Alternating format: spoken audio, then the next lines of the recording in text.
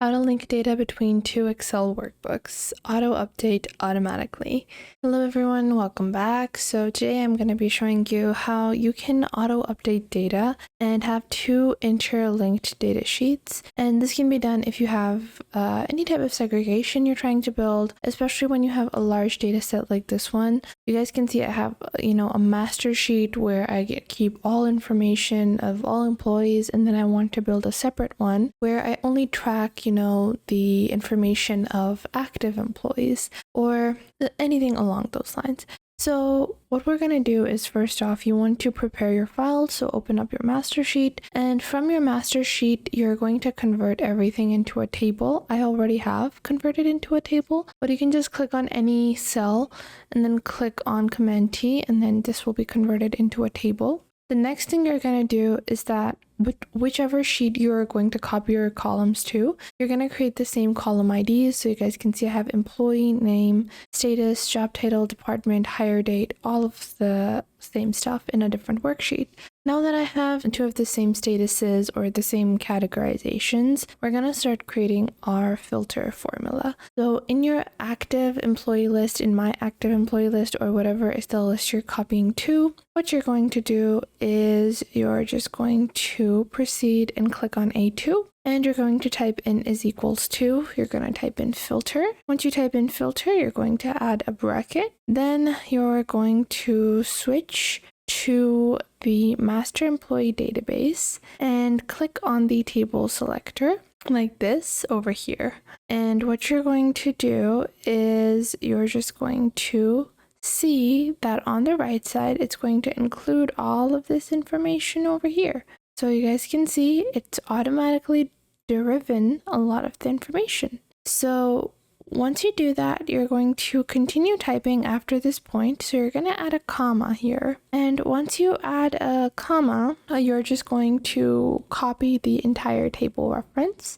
And you're going to add bracket, status, close status. And then you're going to add is equals to, add your apostrophe. You're going to add active, add another apostrophe, and then you're going to close it with a small bracket. So your complete formula should look like filter, bracket, master employee database, whatever your original database file is, and then the same thing again. And then it says master employee database. So you guys can see it says master E employee ID status is equals to active. So once you do that, you guys can see if I click on enter, you're going to just make sure everything works properly. And okay, right now I think I had to add different bracket to close everything out. Yeah. So what we're gonna do is I'm just gonna retype the formula to make this a little easier. Filter. I'm just gonna go back, filter. And then we're going to add this. Once we add that, we're just going to continue typing. I'm just going to remove the headers and the employee ID from here. So going back again, I'm just going to do is equals to filter. Once not type it in, we're going to type in our full formula. I'm going to add filter, then we're going to add our bracket, then we're going to select the first column from here, and you guys can see this is what it looks like. I'll just make it larger so you guys can see like the full formula over here.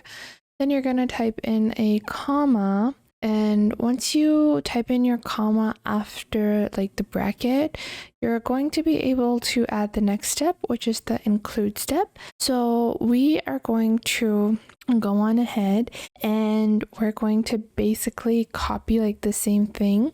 So we're going to just take this, like the entire thing from here till here. I'm going to copy that and then paste that again.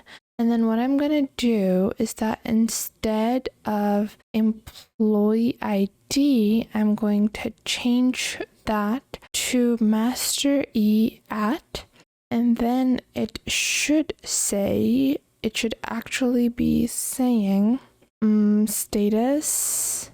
I'm just going to add status and then we're just going to add is equals to apostrophe active is equals to active. And then we're going to add 2 apostrophes. Then we're going to close it out with our small bracket like this.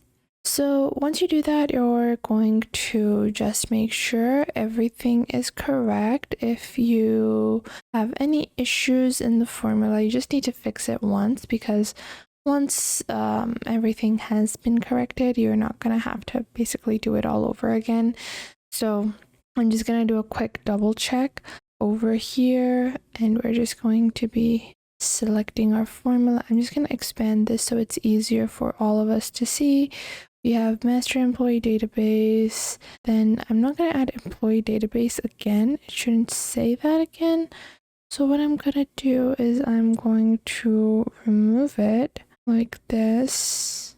And then it should just be master E and then the rest of the information. So we're just going to add this over here. Add it like so. I'm gonna do this. The status should be active. No 2 brackets is equals to active, like so. Everything in your formula needs to be complete.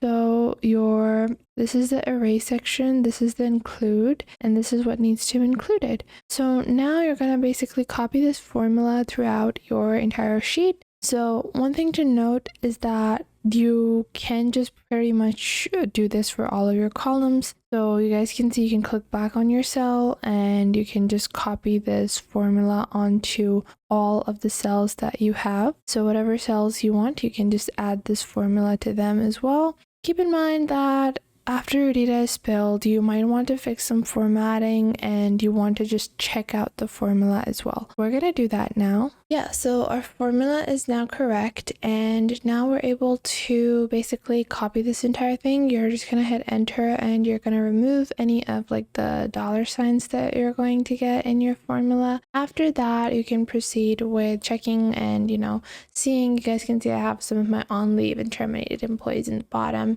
and I can see if the data imports or not.